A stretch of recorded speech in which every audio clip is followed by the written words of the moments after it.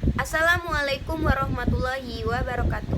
Hai, perkenalkan nama saya Fitri Kurnianti dengan NIM 1930502096 dari program studi bimbingan dan penyuluhan Islam kelas D angkatan 2019. Baiklah, di sini saya akan membuat video untuk memenuhi ujian akhir semester mata kuliah kesehatan mental yang diampu oleh Ibu Indah Purwasi, MSI MC Psikolog. Baiklah, sebelum memulai video, ada baiknya kita sama-sama melafazkan basmalah. Bismillahirrohmanirrohim. Materinya di sini tentang gangguan kesehatan mental. Di sini saya mengambil gangguan kecemasan umum. Mengapa? Karena pernah terjadi di dalam diri saya sendiri tentang gangguan kecemasan umum. Baiklah, yang pertama saya akan menjelaskan definisi gangguan kecemasan umum.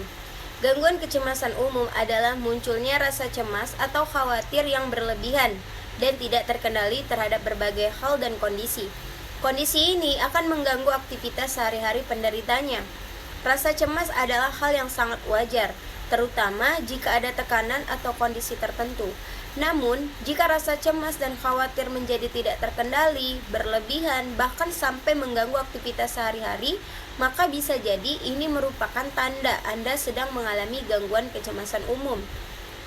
Yang kedua, gejala gangguan kecemasan umum. Gejala gangguan kecemasan umum bisa dikenali munculnya rasa cemas dan khawatir yang berlebihan terhadap berbagai kondisi yang tidak khas.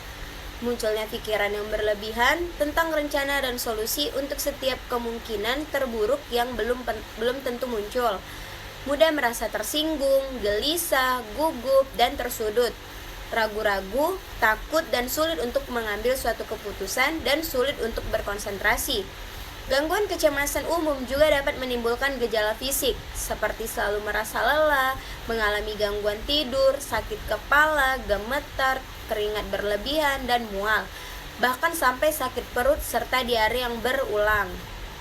Yang ketiga, penyebab gangguan kecemasan umum. Hingga saat ini, belum diketahui pasti dari gangguan kecemasan umum. Meski demikian, kombinasi berbagai faktor diduga berkontribusi dalam memicu munculnya gangguan kecemasan umum. Faktor-faktor tersebut ialah memiliki riwayat trauma atau pernah mengalami peristiwa yang membuat stres seperti bullying atau perundungan. Yang kedua, memiliki keluarga dengan riwayat gangguan kecemasan umum. Yang ketiga, memiliki penyakit yang membutuhkan pengobatan jangka panjang seperti artritis. Yang keempat, memiliki riwayat penggunaan obat-obatan terlarang atau kecanduan minuman keras. Dan yang terakhir, memiliki riwayat gangguan pada sistem saraf. Yang keempat, beberapa kriteria yang menunjukkan pasien mengalami gangguan kecemasan umum. Yang pertama, rasa cemas dan khawatir yang berlebihan dan berlangsung sepanjang waktu selama minimal 6 bulan. Yang kedua, rasa khawatir yang sulit untuk dikendalikan. Yang ketiga, keluhan dan gejala tersebut menyebabkan gangguan dalam beraktivitas. Dan yang keempat, keluhan tidak disadari oleh penyakit atau kondisi kesehatan khusus. Yang kelima, pengobatan gangguan kecemasan umum. Pengobatan untuk gangguan kecemasan umum meliputi 2 langkah, yaitu melalui terapi perilaku kognitif atau CBT dan obat-obatan. Kedua langkah ini biasanya akan dikombinasikan sesuai dengan kebutuhan pasien. Yang pertama, terapi perilaku kognitif. Terapi perilaku kognitif atau CBT dilakukan agar penderita mengenali dan mengubah pola pemikiran dan perilaku yang membuatnya merasa cemas. Terapi ini membantu pasien agar tidak mengubah suatu pikiran biasa menjadi pikiran yang negatif dan mampu melihatnya secara lebih realistis. Yang kedua, pasien perlu meluangkan 1 jam setiap minggu untuk menjalani 1 sesi terapi CBT selama 3-4 bulan.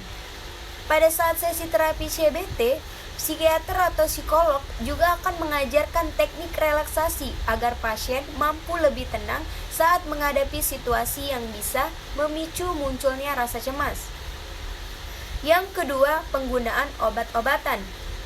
Penggunaan obat-obatan selain terapi perilaku kognitif atau CBT, dokter akan memberikan beberapa jenis obat-obatan untuk mengurangi keluhan. Yang keenam, pencegahan gangguan kecemasan umum. Ada beberapa hal yang dapat dilakukan untuk mencegah terjadinya gangguan kecemasan umum. Antara lain, berolahraga secara teratur, mengkonsumsi makanan dengan gizi seimbang, ikut latihan untuk mengelola stres seperti meditasi, yoga, dan membuat jurnal harian. Yang keempat, jauhi alkohol, obat-obatan terlarang, dan rokok. Kurangi konsumsi makanan dan minuman yang mengandung kafein, seperti coklat, kopi, dan teh. Periksakan diri ke psikiater jika mengalami hal traumatis yang mengganggu pikiran dan aktivitas. Yang ketujuh, cara membantu penderita gangguan kecemasan. Yang pertama, akui dan terima kecemasan mereka. Hal itu berarti orang dengan kecemasan kemungkinan mendengar komentar yang membuat perjuangan mereka tampak tidak valid atau kecil. Misalnya, tidak bisakah Anda tenang saja, atau ini bukan masalah besar, adalah komentar yang cukup mengganggu bagi mereka. Yang kedua, jaga diri sendiri terlebih dahulu. Jika kita merasa tegang, stres, atau kewalahan, maka kita tidak akan dapat membantu teman kita. Bahkan mereka mungkin akan merasakan dan menginternalisasikan perasaan itu. Yang ketiga, tanyakan bagaimana kita dapat membantu. Orang dengan kecemasan dapat menerima bantuan secara berbeda. Cara yang baik untuk mempelajari bagaimana kita dapat mendukung teman adalah dengan bertanya kepada mereka, bagaimanakah kita bisa membantu? Tanyakan kepada mereka apakah ada yang dapat kita lakukan untuk mendukung mereka secara umum atau secara khusus ketika mereka berada di tengah-tengah kondisi yang berat. Yang keempat, berlatih mendengarkan aktif. Kesalahan umum yang sering dilakukan kita dalam menghadapi mereka yang mengalami gangguan kecemasan adalah mengatakan sesuatu seperti ini akan baik-baik saja.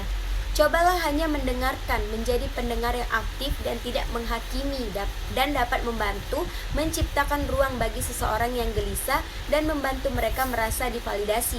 Yang kelima, mulai ajukan pertanyaan. Selain mendengarkan, satu cara sederhana untuk membantu seseorang di tengah-tengah spiral kecemasan adalah dengan mengajukan pertanyaan yang menenangkan. Beberapa pertanyaan itu antara lain, bagaimana perasaanmu? Apa hal terburuk yang bisa terjadi? Atau apakah Anda ada rencana untuk ini? Dan katakan padaku apa yang telah terjadi selanjutnya, atau arahkan aku pada rencanamu. Baiklah, di sini saya akan menceritakan pengalaman saya mengalami gangguan kecemasan. Tepat di bulan November tahun lalu, saya mengalami gangguan kecemasan. Itu gangguan kecemasannya akan takut mati. Nah, ketika sore menjelang malam, gangguan itu muncul karena kegelapan. Ketika semua orang yang di dalam rumah sudah pada tidur dan saya belum tidur, itu sudah merasa gangguan itu tuh datang lagi, muncul lagi. Itulah menyebabkan kadang saya kurang tidur. Gangguan kecemasan itu karena ada saudara dekat saya meninggal dunia. Nah, itu membuat saya merasa sedih sekali dan cemas yang berlebihan. Nah, dari situlah gangguan kecemasan itu muncul di dalam diri saya dan sangat mengganggu semua aktivitas saya sehari-hari. Nah, yang saya lakukan ketika saya mengalami gangguan kecemasan itu tuh saya mengatur pernafasan agar lebih relaksasi, mendekatkan diri kepada Allah lebih sering lagi, dan berpikir positif agar tidak terpikir dengan hal-hal yang membuat saya itu merasa takut. Nah, mungkin itu saja pengalaman dari saya. Mungkin itu saja video penjelasan dari saya. Bila ada salah kata, saya mohon maaf. Kepada Allah saya mohon ampun. Wassalamualaikum warahmatullahi wabarakatuh.